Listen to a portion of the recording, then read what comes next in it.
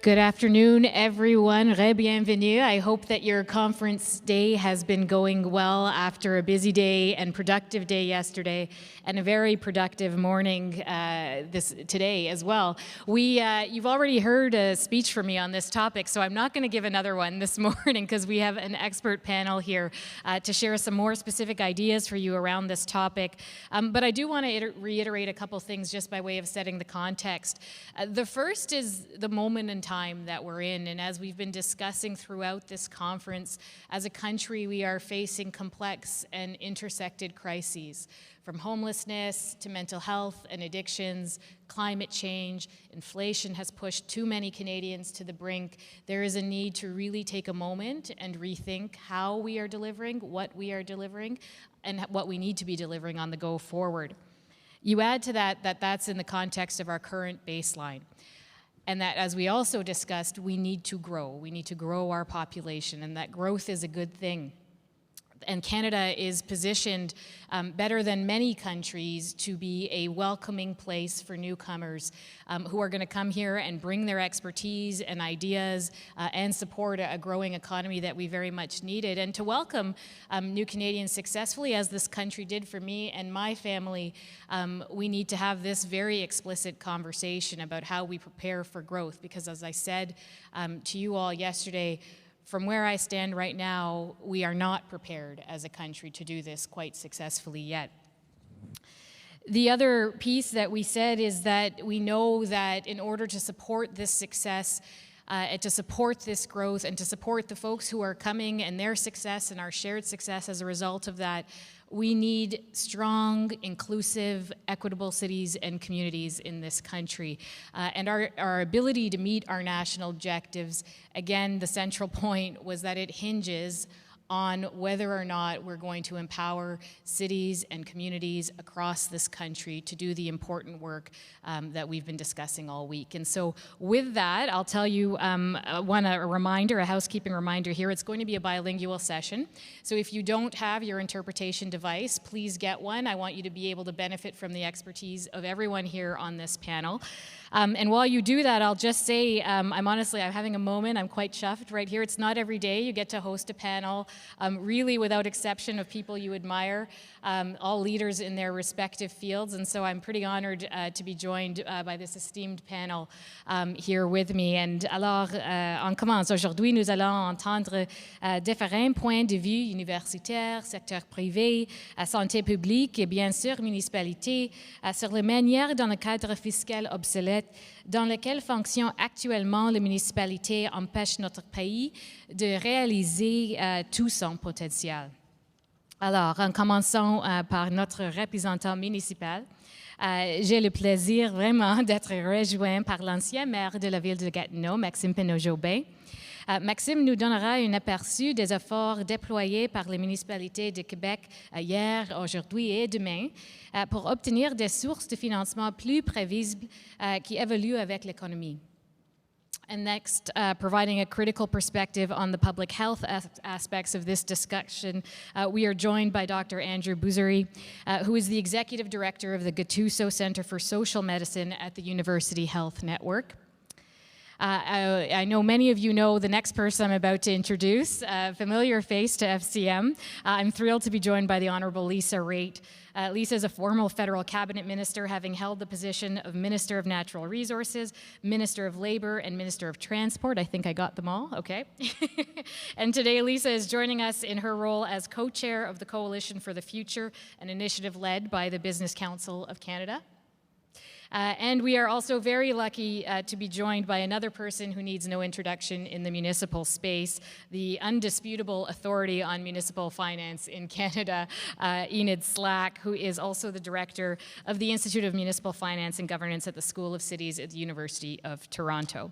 And so with that, let's jump in. And I'm going to start by asking Professor Slack to give us a lay of the land on municipal finance. We're asking her to do an impossible task here. You all know how complex this is, and she's got a restrained timeline to sort of lay it all out for us, Enid, in terms of municipal finance, the calls on local government, the revenue restrictions, anything else you have to say to lay up this conversation for us.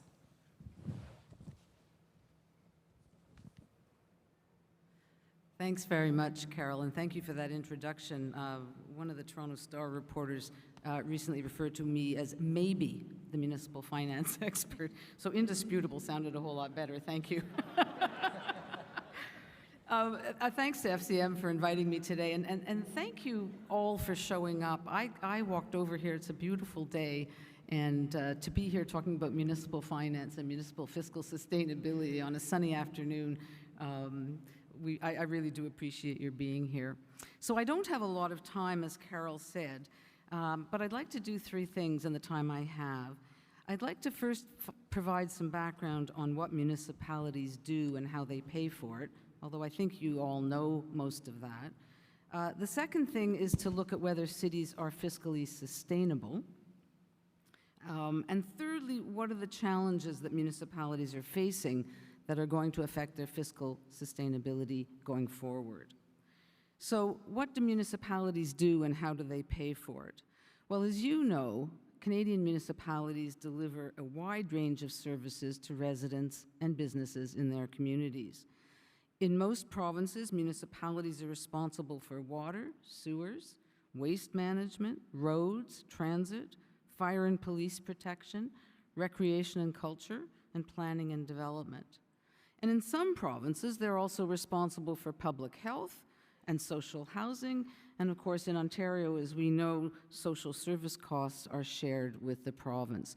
So a wide range of services that everybody provides at the municipal level. In some provinces, there are some added responsibilities. And these services are paid for largely out of revenues from property taxes, user fees, and federal and provincial transfers. In some provinces, municipalities also levy a land transfer tax. Some levy development charges on developers to pay for the growth-related costs associated with new development. And some levy some additional smaller revenues, such as billboard taxes, accommodation taxes, and more recently, vacancy taxes. But as you know, municipalities are very limited in terms of the revenue sources they have, and it hasn't changed for decades. The responsibilities may have increased, but the types of revenues have not. So are municipalities fiscally sustainable? Well, at our Institute on Municipal Finance and Governance, we spend a lot of time looking at this question. In 2015, we produced a book, Is Your City Healthy? Measuring Urban Fiscal Health. And we found, and this was prior to the pandemic, we found that by and large cities are fiscally healthy. You know that, you're good fiscal managers. In other words, you balance your operating budgets. Well, of course, you have to balance your operating budget by law in all provinces. Property taxes have not been increasing rapidly in most places. They're often kept at or below the rate of inflation. Tax arrears are very small, and I travel around the world. I can tell you tax arrears for the property tax in Canada are very low. And you have borrowing limits, but municipalities generally don't go over their municipal borrowing limits. So by these kinds of measures, municipalities look fiscally healthy. But we argued in this book that it may have been at the expense of their overall health. In other words, services may be deteriorating, infrastructure may be crumbling. We're not as good at measuring those things as we are at property tax increases, but these things are happening. Fast forward to the pandemic, and we've seen added pressures on expenditures and a decline in revenues, particularly in the major cities that have transit systems where transit revenues have fallen. The federal and provincial governments have come to the rescue, but where it's not clear that that will continue, the question remains, are municipalities fiscally sustainable going forward? So the third area that I just want to touch on is the challenges that municipalities are facing. I'm going to list 5 because I am constrained by time, but there are many more than 5. The first is a short-term challenge and has to do with inflation and rising interest rates. So inflation, as you know, means that the cost of delivering services and infrastructure will increase for cities. It also means that citizens are having a tougher time making ends meet, and so that they are going to turn to their local governments for more services. Rising interest rates mean the cost of borrowing for new infrastructure is going to increase, but we're hoping that both of these challenges are short-term as inflation subsides and interest rates come down. A second challenge is the infrastructure deficit, and I mentioned before that infrastructure has been deteriorating.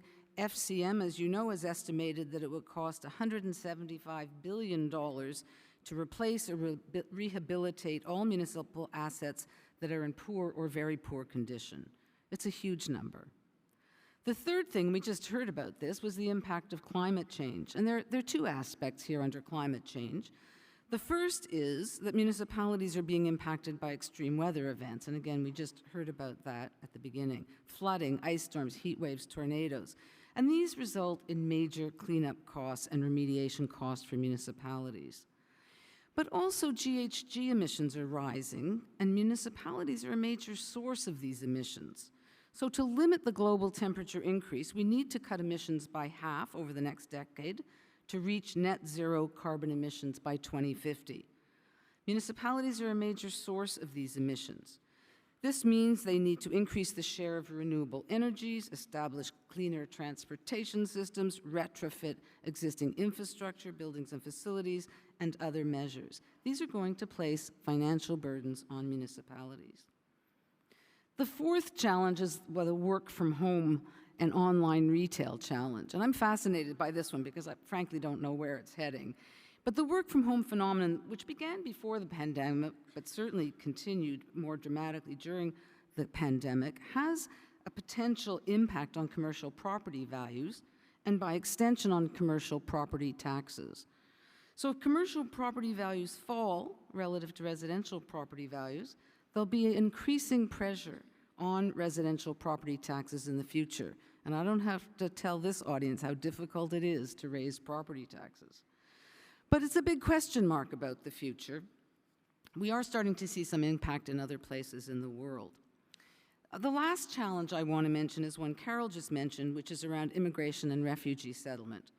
Canada has been increasing its immigration targets for good reasons, but people settle in cities and towns. And in the short run, they need services, municipal services like housing and social services. And many of these costs are borne by municipalities. Big question, is that the role for municipalities? There are other challenges I can't take the time to go into: homelessness and the lack of affordable housing, the impact of the opioid crisis, which has huge expenditure implications for municipalities, mental health services, and more. But all of these challenges will mean higher expenditures for municipalities, and at least one of these challenges means lower revenues.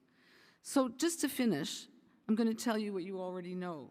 Municipalities are on the front lines when it comes to delivering essential services, but they have limited revenue sources that go back to the legislation from the 1840s, the Baldwin Act of 1849. Municipal fiscal sustainability is being threatened by existing challenges, but also the future challenges I've meant. And so I think this is the time to reconsider some structural reform, to think about what municipalities should be doing compared to the provincial and federal governments, and how they should pay for it. Thank you.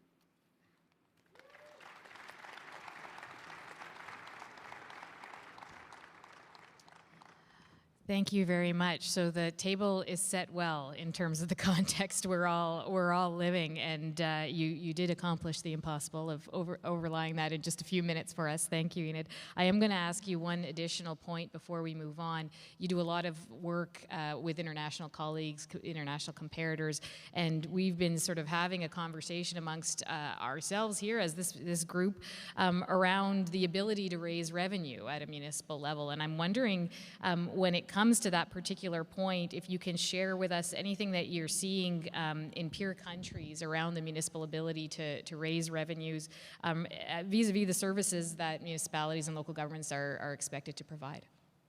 Right, thank you. So municipalities in Canada have more fiscal autonomy than municipalities in other countries. And the reason is they depend much more on own source revenues and less on transfers than other countries around the world. And Canada's high on the list of countries raising property taxes. Our property taxes are about 3% of GDP. There are a few other countries like Australia, the United Kingdom, the US, France, that also have high property taxes, but we're at the high end of that. when we look at other cities, and we had a session at IMFG about 10 days ago on looking at other cities around the world and what they do. And it's interesting when you go to Europe and you go to the Scandinavian countries. These are unitary countries, so they don't have provincial governments or state governments, and that means that the local governments do a lot more. And in particular, the local governments do social services. And they have an income tax, which makes a lot of sense, right? Because an income tax is a redistributive tax, much more so than the property tax, and it's paying for services that are redistributive. If you go down to the US, you see a mixed bag. A city like Boston looks very much like a city like Toronto in terms of property taxes and transfers. But other cities like New York and Chicago rely on income taxes, sales taxes, and a host of other taxes. And in many states in the US, there's something called the local option sales tax. So municipalities can levy a sales tax. They don't have to. Some opt to do it, some opt not to do it. I mean, at the far extreme, you can look at New York and Chicago that have like 20 plus different kinds of taxes. I don't think that's the answer to our problem. I think administering 20 taxes, many of them don't bring in very much money, is not a good idea. But access to growth taxes, taxes that grow with the economy, like income and sales taxes, we do see in other countries around the world, and it's a model to think about. Thanks very much. Lisa, I'm going to turn to you in your role with the Coalition for the Future, but also your political experience. You really have a big picture view of the country and the challenges that we're being faced with right now. And I'm hoping you can sort of lay out for us what do you see? How do you see municipalities? I know you have a good view of both the rural and urban side of the equation as well. And so how do you see our ability to help address the biggest challenges facing Canada today? Thanks very much, Carol. And Doctor, I got to tell you, I loved your presentation. I know that most of you in the room already know that stuff, but it was a really good reminder for me. Not only am I here as the co-chair of the Coalition for a Better Future, of which I co-chair, by the way, with Anne McClellan. And that, by the way, is a feature of our coalition, not a bug. We want to demonstrate that this is a nonpartisan, or we say now cross-partisan, approach to big issues. And the big issue that we're looking at is economic growth in this country that needs to be long-term, and that needs to be both inclusive and sustainable. And I'm grateful that FCM invited us, well, me, Anne's not here, but she's here in spirit. We'll pretend she's here. That I'm here today to tell you a little bit. Now, as Carol rightly pointed out, the Business Council of Canada was the initial seed funding for the commencement of the coalition, but we're free of them now. They are merely but one of our 143 organizations that are part of this coalition. And that's the magic of it, right? It's about bringing together all the parts of our society focused on one particular issue, that's long-term growth. And the reason why we're doing it is, quite frankly, talking about it from a former politician, some would say failed politician point of view.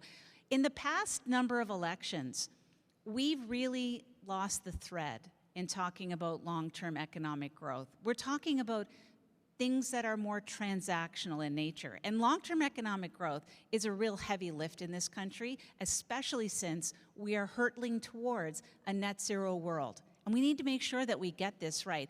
As Carol pointed out at the beginning of this is an incredible moment in time for all of us. And we can get things so right in our country and be so great. And that's why we all come together in this coalition. You got enough, I would say, think tanks out there telling you about how to do economic growth, and we think the work that they do is absolutely fantastic. We are agnostic on the policy tools that are needed to spur on economic growth. That allows us to talk to all kinds of different politicians. But what we're not agnostic on is the urgency of getting it done. So we thought about, well, how do we make ourselves relevant in this large sea of so many people talking about economic growth? And what we realized is that we need to make sure that on a year after year basis, with a relative amount of rigor, that we measure how well we're doing as a country. So we developed a chart. It's a beautiful wheel that allows you to take a look at 21 key performance indicators that have benchmarks for 2030, that if we hit those benchmarks, we will be the best country in the world. And they're really cool. You can take a look at it specifically on the website called canadacoalition.ca, and I won't bore you with all of them. But they are important because they tend to give us an idea of where we're trending. And a lot of those specific, I would say, key performance indicators are absolutely dependent upon the fiscal health of municipalities. So 143 organizations, Ann and I go across the country and we talk to a lot of them. But I know I can speak for her when I tell you that oftentimes a lot of the conversation comes down to rural versus urban and the differences between the two and the necessity to make sure that we're supporting. When we say inclusive, we mean inclusive not only demographically, but we also mean it in terms of our municipalities being both urban and rural, and that our growth has to reflect both of those. I tell you all that about the coalition because I think it's the theme that I wanted to leave you with today. I think there's going to be some great solutions up here on how to handle municipal fiscal sustainability. There'll be ideas on what kind of tools. But the amount of power in this room to make sure that you actually get to where you need to get, meaning having the deal that makes most sense so that your community can grow fiscally and grow economically, is really within your grasp. So if you take a look at the coalition, we've got the Nature's Conservancy of Canada, we've got the Black Chamber of Commerce, we've got the Canadian Chambers of Commerce, we have the Community Foundations of Canada. Everybody is joined together, and that's what makes it so powerful, and we're cross-partisan. But take a look at it from your own community point of view. Think about when you're running for office. Who do you talk to? You talk to the service organizations, you talk to the Rotarians, you talk to the Optimist Club, you talk to all those folks who are doing great service in our communities. You talk to unions, you talk to organized labor. You want to make sure that you talk to your Chamber of Commerce, that you're talking to your business associations. I have a complete list in here because I was thinking about everybody that you would reach out to. Social agencies, homeowners associations, the builders in your community, the university and the colleges, the charities in your community, the professional associations in your community.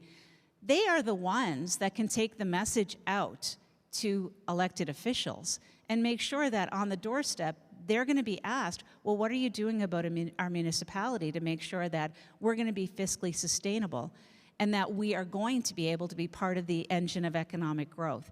And I think that is why FCM is so important, because not only do you gather here to do this, you also have the tools to really make the fundamental change. I firmly believe that you do need to have new policy tools in order to make sure that the growth in your community is sustainable and inclusive, but as well that you're building for the future and that you're helping with the overall GDP of the country, which is kind of what I guess I'm here for today from the coalition point of view.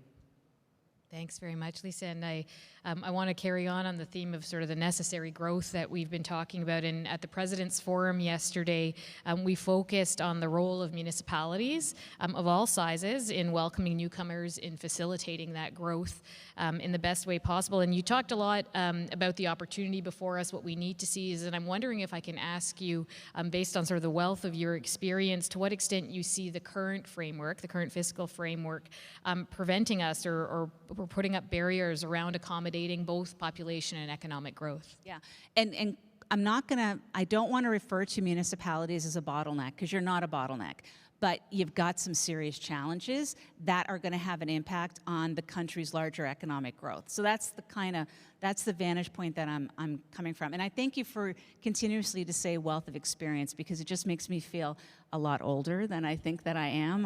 But that's okay, Carl. I get it. I do have a wealth of experience now in different areas. But let's take a look at it from an example point of view. So let's say you're out there and you're a councillor, you're a municipal official, and you need to make the case for why does it matter that a municipality has more tools in order to be fiscally sustainable. Why does it matter? Well, first and foremost, if we are measuring in this country like we are, the importance of reducing GHG emissions per GDP capita, within the communities, there are two major sources of emissions that need to be dealt with. We know that. It's buildings and transportation.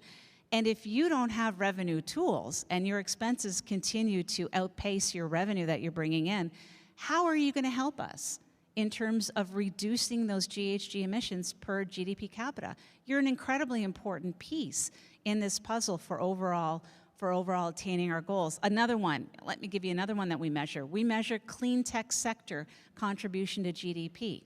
So you're thinking, well, how does a municipality have anything to do with that? Well, it's really simple. If we want to attract the best talent in the world, which is what we want to do, we got to make sure they have a place to live, right?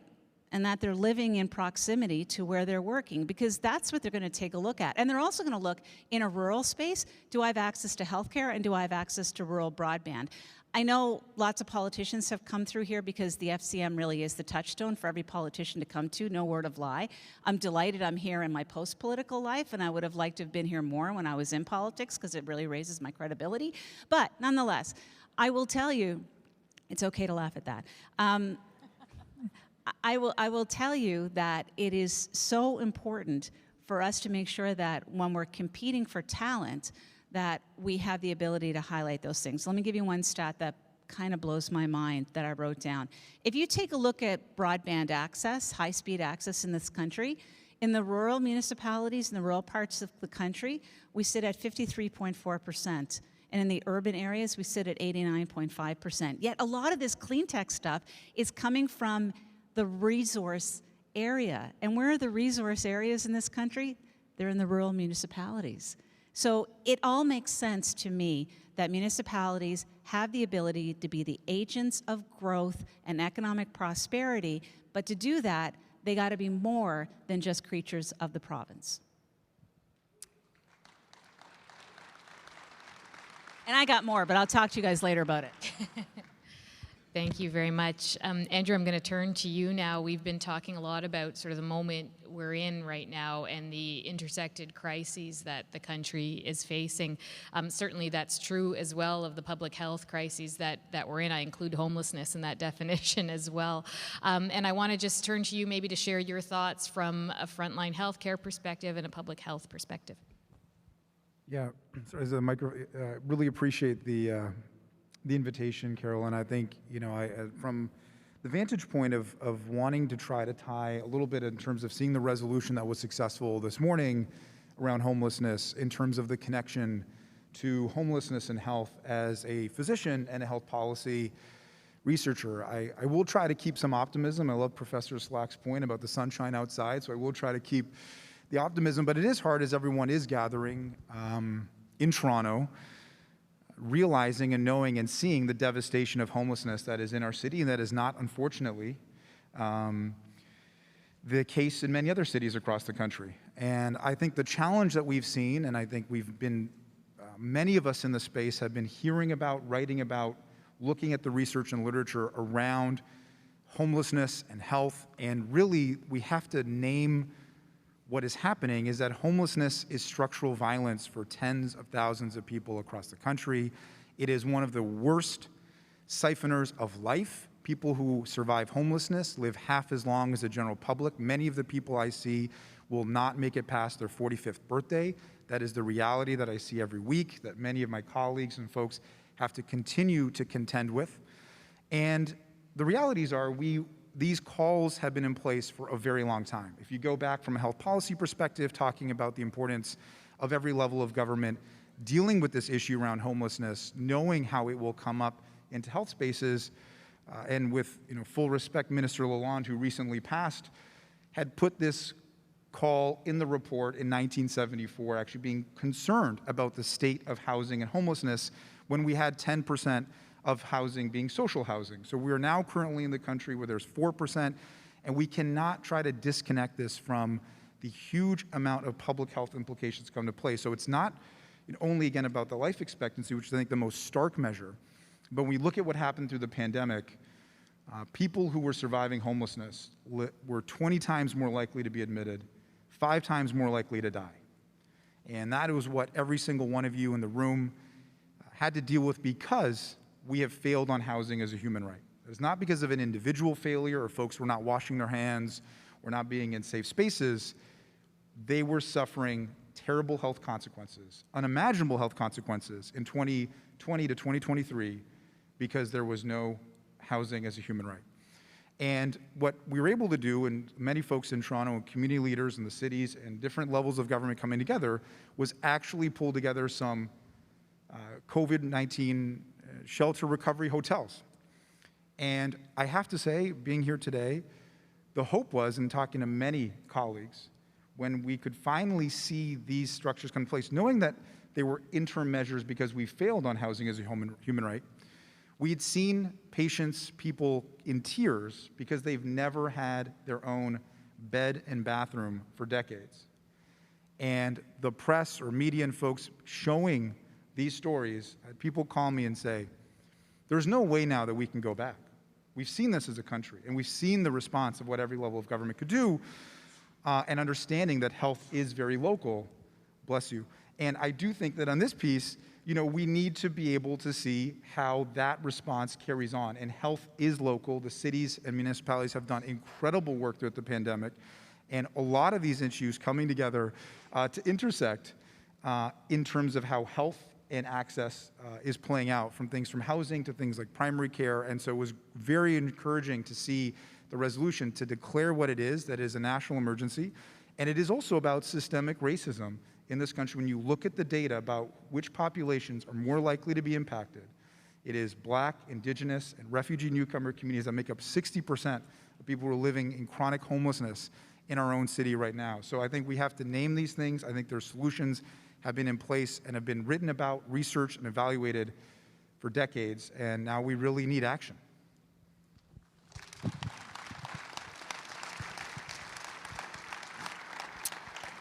Thank you very much. It's a critical perspective, and often when folks and the media have a conversation around healthcare, they're focused on the downstream impacts. And when I said I admire the work of everybody up here, I meant it. And part of what I admire about your work is you're such a leading voice on talking about the upstream and the necessity of focusing on the social determinants of health in this conversation. And so I'm wondering, obviously there's from my perspective, from the folks in this room, I can tell you from the stories and the passionate pleas that folks have been sharing this week. There's a moral imperative around this work, but there's also a real financial cost around all of it in this context as well. The cost of inaction is massive. And so in this context of sort of the upstream and the need to invest and make public investments in the social determinants of health, I'm wondering if you can share with us, again, from the frontline perspective, the financial cost of homelessness to the healthcare system.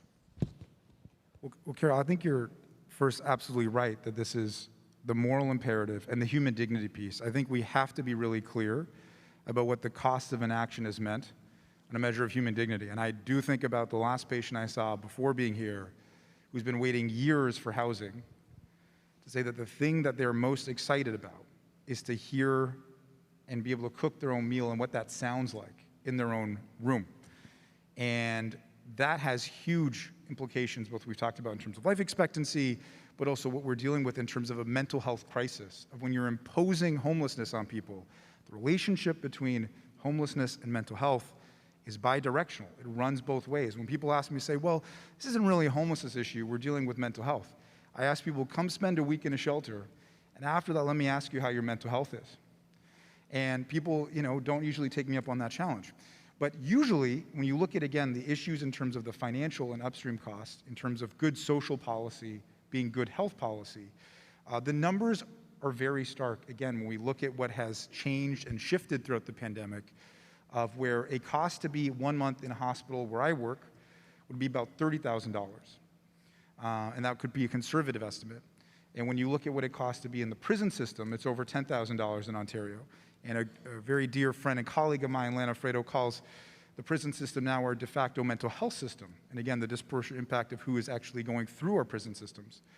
And then it is now $7,000 a month to be in a sheltering system through all of the revisions and things that had to be put in place through COVID, where supportive housing is at $3,000 a month. So I think the numbers are very clear. I think the human stories, I hope, continue to come out more and more in terms of what we are denying people in terms of the basic human right. And I think we can no longer disconnect the homelessness crisis from the hospital bed crisis, when we have shelters in this city at over 99% occupancy and hospital beds without staffing and the ability to care for folks, when you have people languishing for months now in hospitals because there is nowhere else to go. So our denial of this issue is now coming up to a head in a way that many of us may have anticipated, but that doesn't mean it's making it any easier right now. Thank you. Alors, Maxime, lorsque vous étiez maire de la ville de Gatineau, vous avez participé aux activités de la FCM par l'entremise du caucus de maire de grande ville et l'Union des municipalités du Québec aussi. Et en 2015, l'UMQ lançait une campagne qui demande que 1% de la taxe de vente provinciale, la TVQ, soit consacrée aux municipalités. Alors, pouvez-vous nous parler de ces efforts et de ce que vous avez réussi à obtenir? Il y a deux choses extrêmement importantes qui ont été gagnées, qui sont un peu symboliques, mais qui sont importantes quand même par les villes du Québec.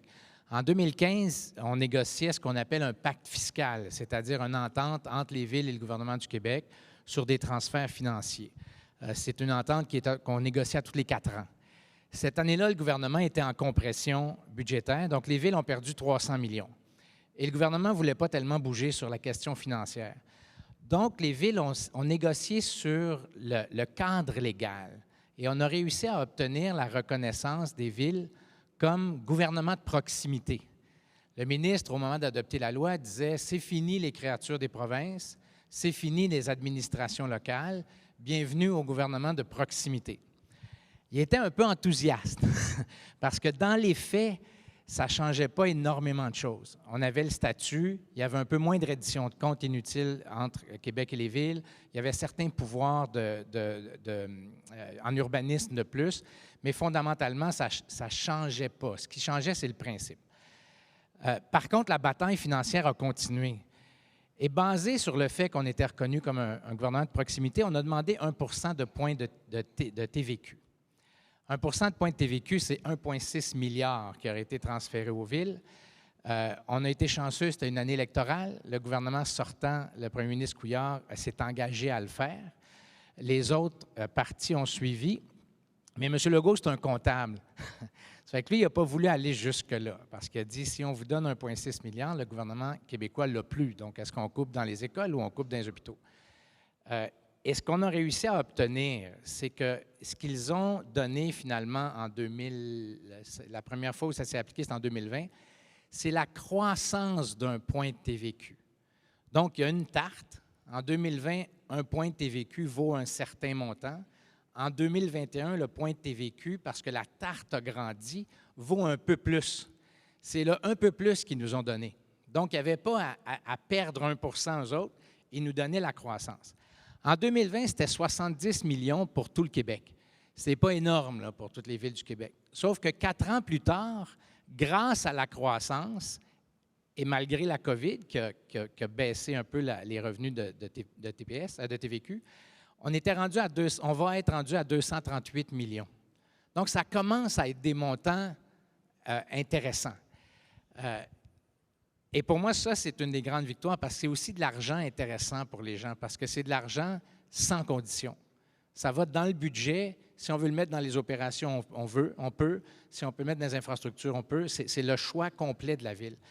Donc, pour nous, ça a été 2 gains importants de dire, vous êtes un gouvernement de proximité et il n'y a pas d'autonomie politique sans autonomie financière. Ça fait que les deux vont ensemble. Et on a gagné un petit bout de début de réforme fiscale. Et pour moi, c'est central parce qu'on a établi les principes de ce qu'on devrait faire dans l'avenir, mais avec des plus gros moyens, parce que c'est loin de régler tous nos problèmes. Merci, Maxime. C'est inspirant d'entendre l'exemple d'un récent succès de plaidoyer qui traîne au changement structurel dans la façon dont les municipalités sont financées. Mais tout n'est pas parfait, comme tu as dit. Et pour les municipalités du Québec, je sais que vous continuez à militer en faveur du nouveau pacte fiscal pour le gouvernement municipal au Québec. Alors, selon vous, à quoi pourraient rassembler d'autres solutions à l'avenir et en s'appuyant sur ce récent succès? Je vais faire un préambule. C'est que le professeur Slack a été clair qu'on ne peut pas se contenter de demi-mesures. sais, quand on parle d'itinérance, on n'est pas en train de parler de choses qui sont superficielles. On n'est pas en train de parler de petits enjeux. C'est des enjeux de dignité humaine. Ça n'a pas de sens que dans des villes riches, d'un pays riche, il y a des gens qui vivent ça. Et les villes ont un rôle à jouer. C'est pour ça que la bataille doit être sur des vraies solutions. Par exemple, on avait calculé à Gatineau qu'un point complet de TVQ, ça réglait à peu près un peu plus que la moitié de nos problèmes d'infrastructure. Ça nous donnait assez de millions, juste pour Gatineau. Si on avait un point de TVQ distribué dans toutes les villes, notre part à nous, ça réglait la moitié de notre problème financier, à peu près, là. Pour moi, ça, c'est une vraie solution. Il y a aussi des solutions qui sont difficiles, mais je pense qu'on devrait faire comme la Ville de Montréal faisait en 1935. C'est qu'il y avait, à l'époque, il y avait seulement l'impôt fédéral. Montréal ajoutait un certain pourcentage à cet impôt-là, disons 7 et l'argent allait directement à la ville. Donc, c'est l'impôt sur le revenu qui est plus équitable que la taxe foncière, qui est associé à la capacité de payer de tout le monde et qui apporte une solution réelle à la situation financière des villes. Parce qu'on a beaucoup parlé d'enjeux d'éco-fiscalité qui peuvent être des solutions, qui peuvent amener des revenus, mais il y a très peu de solutions qui sont structurelles, qui changent en profondeur la situation financière des villes. Et pour moi, c'est essentiel, puis je finis là-dessus parce que la taxe foncière servait à payer des services à la propriété, aqueduc, égouts, asphalte, déneigement. Aujourd'hui, la majorité des services qu'on donne sont des services à la personne. Sport, loisirs, culture, développement des communautés, itinérance. La taxe qui a été conçue il y a 2 siècles, elle n'a pas été conçue pour la bonne chose. C'est pour ça que ça prend une réforme en profondeur, parce qu'on ne peut pas continuer à s'appuyer sur une taxe qui n'est plus adéquate, qui ne rapporte pas assez d'argent, qui est assez injuste. En proportion des revenus, les pauvres payent plus de taxes foncières, même à travers leur loyer, que les riches. Donc, il y a une réforme vraiment en profondeur à faire. Puis pour moi, ça passe par des enjeux comme une taxe, la TPS, la TVQ, associée à la croissance économique, ou l'impôt sur le revenu.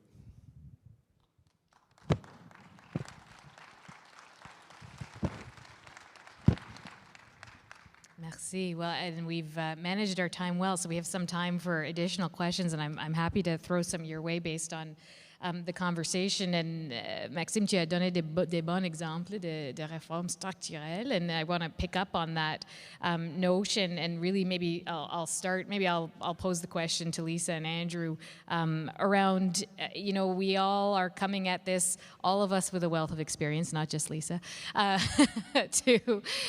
from different angles, and having this kind of a conversation, and in the context of that, knowing that this is a political decision, this is a political choice that we have to help influence going forward. And so I want to really ask you, from your different vantage points, what do you think is the most compelling rationale for structural reform in the context we've been discussing? By the way, I put the headphone on because there's a bit of an echo in here, and as I get more experienced in life, older, my hearing seems to get a little bit more dodgy, so that's why I'm putting that on all the time. So one of the freeing things of no longer being a partisan politician is I can actually say what I really think. And I've always been taken, I've always been taken with the notion that the municipalities have been viewed as the lesser partner in the elected sphere. I mean, you fought for so many years to not be called an order of government that you're all, or level of government that you're now orders of government. And I would say, the 2 things I would say. I got great advice from Jason Kenney when we were in cabinet once, when he said to me, you can't provide the solution until people fully understand the problem. So a panel like this is incredibly important, as is the work that you do at the FCM, as do the officials. Coming up with the solution can be the difficult part, but sometimes it's the part that's kind of off the shelf that you know what you need to do. But making sure that people understand the problem is the issue. So punching through, I would say this, punching through this notion that municipalities are lesser, I would just say, why do politicians or bureaucrats within finance departments other than municipalities have this notion that you can't trust municipalities with sources of income like a point off of income tax, when you are very happy trusting municipalities with the provision of fire services and police services and potable water and everything that actually makes sense, right? So the life and death stuff, sure, municipalities, you got it, go with it. But money, oh my gosh, no, we can't trust municipalities. What would they do? Listen, it's only money, folks, right? So I think you have to define the problem and make sure that you punch back twice as hard.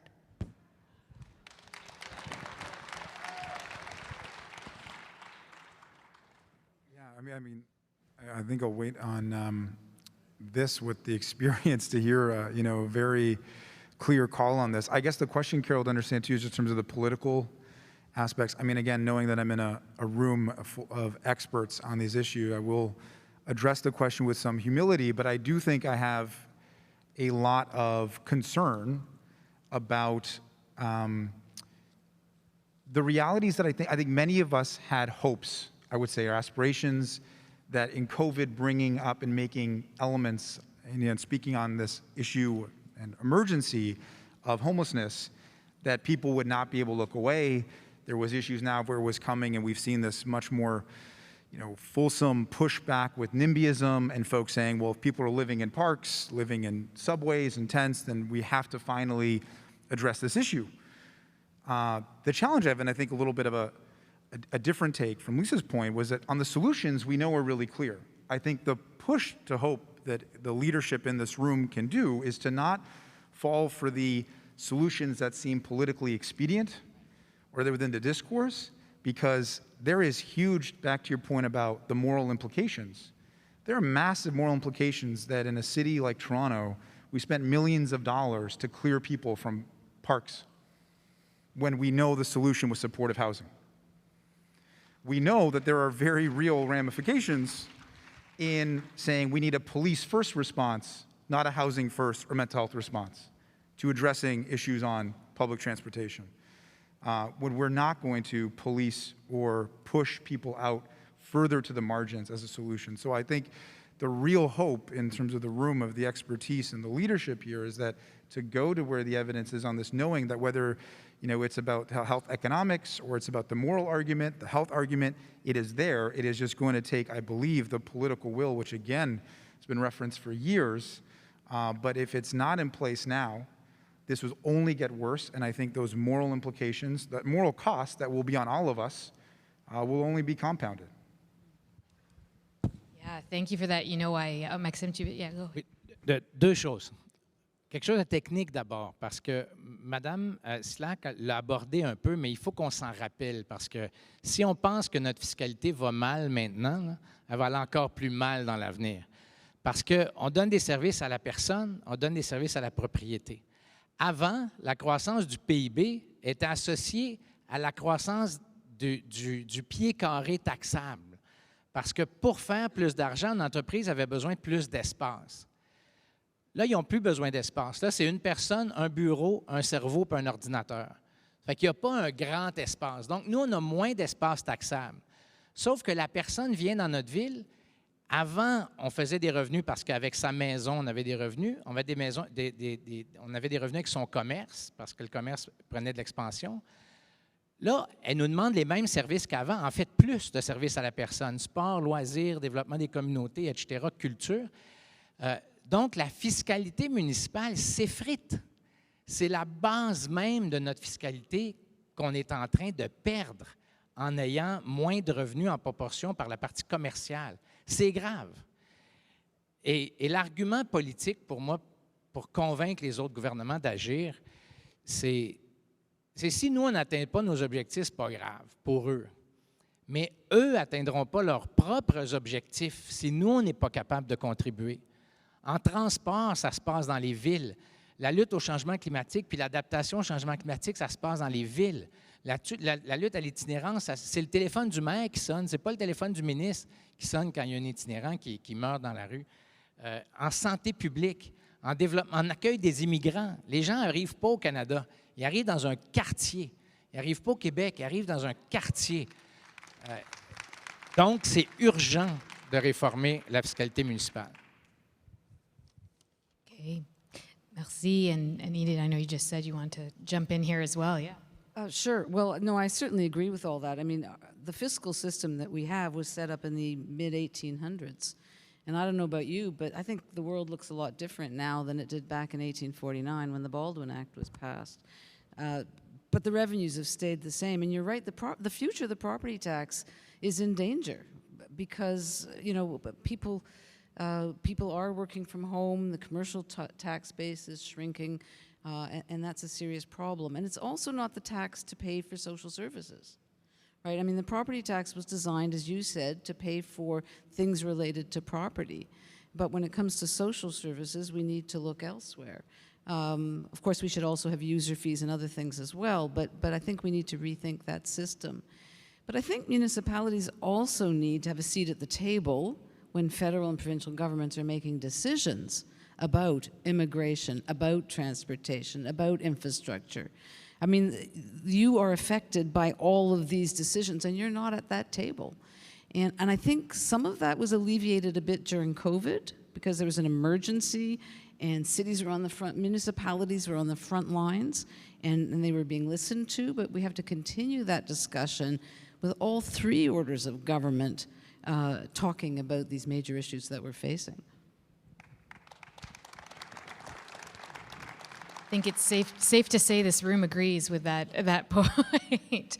And I really do think, you know, I want to pick up on something you said, Andrew. I really do think certainly part of what keeps me up at night when I think about this is the fact that we might have gone through something as terrible as the pandemic that laid bare so many of the inequities, so many of the fractures that result because of the system that we're in, and we will not have learned a lesson, and we will not have taken a bold step, and there won't be the leadership required. And so our invitation that we laid out to the federal government, and importantly to our provincial and territorial partners as well, who have to be a big part of this picture, is to join us in a conversation, not about where we've been, not about the red herrings like the Constitution, but to get around a table, all orders of government, and figure out how to fix things. And so